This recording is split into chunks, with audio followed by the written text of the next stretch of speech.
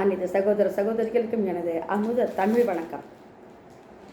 தவமாய் தவமிருந்த தாய்களின் விழா அப்படிங்கிற தலைப்பில், இள வயது மகனோ மகளோ வீட்டிற்கு அடங்காமல் நடந்தால் பெற்றவர்கள் வாயில் வரும் சொற்றொடர், இதுக்கா உன்னை தவமிருந்து பெற்றோம் என்பதுதான். இவர்கள் எங்கே தவம் இருந்தனர்? முனிவர்கள் வேண்டுமானால் காட்டில் போய் சில கோரிக்கைகளை முன்வைத்து தவம் இருந்ததாக புராணங்களில் படிக்கிறோம்.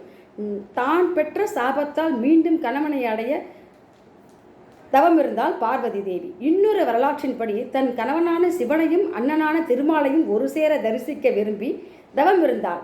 அவர்கள் இணைந்து சங்கர நாராயணராக காட்சி தந்தனர். அவளது தவத்தை தபஸ் என்பர். இதையே ஆடி தபஸ் விழாவாக கொண்டாடுகிறோம்.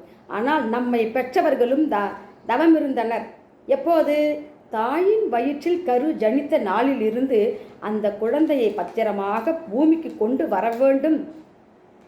தன் தாய் தந்தை மாமியார் மாமனாரை தாத்தா பாட்டி ஆக்க வேண்டும் அப்படின்னு நினைப்பாங்க இல்லையா? தன் கணவருக்கு தந்தை ஸ்தானம் தர வேண்டும். எல்லாவற்றுக்கும் மேலாக தாய் என்ற பெரும் பதவியை தானடைய வேண்டும் என்பதற்காக 10 மாதம் வயிற்றில் சுமக்கிறாள் அவள். அப்போது அவள் நினைவெல்லாம் வயிற்றில் இருக்கும் சிசுவிடம்தான் இருக்கும்.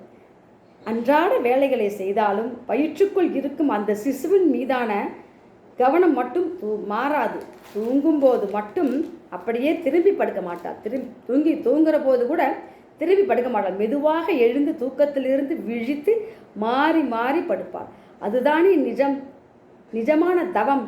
அந்த சமயத்தில் அவளுக்கு ஆதரவாக இருப்பான் அவளது கணவன். வாந்தி எடுத்து சோர்ந்து விடும் அவளை கைத்தாங்களாக அழைத்து வருவான். அவள் விரும்பியதை ஊட்டி விடுவான். எவ்வளவு செலவழிக்கவும் தயங்க மாட்டான். இப்படி அவனது கவனமும் அவன் வயிற்றில் இருக்கும் குழந்தை மீதே இருக்கும். பிரசவ வலியால் அவள் துடிக்கும் போது அவளை விட அதிகமாக அவன் துடிப்பான். உலக விஷயங்களிலிருந்து மனதை திருப்பி ஏதோ ஒன்றின் மீது கவனம் வைப்பதையே தவம் என்கிறோம்.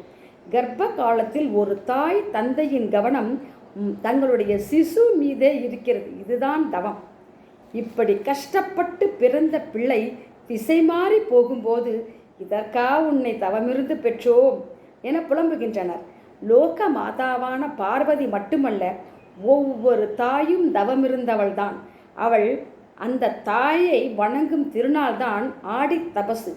இந்த விழாவன்று பெற்றவளை வணங்கி அவள் மனம் கோணாமல் நடக்க வேண்டும் என்பதுதான் நம் உறுதிமொழியாக இருக்க வேண்டும். கேட்டதுக்கு ரொம்ப நன்றி. வாழ்க வையகம், வாழ்க வளமுடன்.